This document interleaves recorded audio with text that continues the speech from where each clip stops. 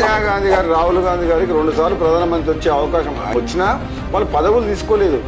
ఆఖరికి AICC president కూడా మల్లికార్జున ఖర్గేని పెట్టిండ్రు.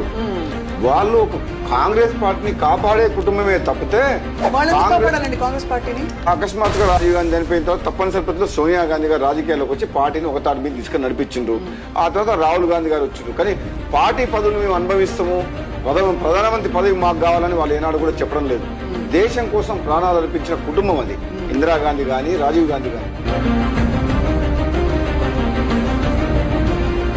దేశాన్ని విచ్ఛిన్నం కాకుండా పార్టీని కాపాడుకోవడం కోసం ఒక పేదలకు న్యాయం జరుగుతుందుకు ఒక్క కాంగ్రెస్ పార్టీని ముఖ్యమంత్రి అయినా, పిసిసి ప్రెసిడెంట్ అయినా, ఏఐసిసి ప్రెసిడెంట్ అయినా, ప్రధానమంత్రి అయినా, వేరే ఎవరైనా కావచ్చు.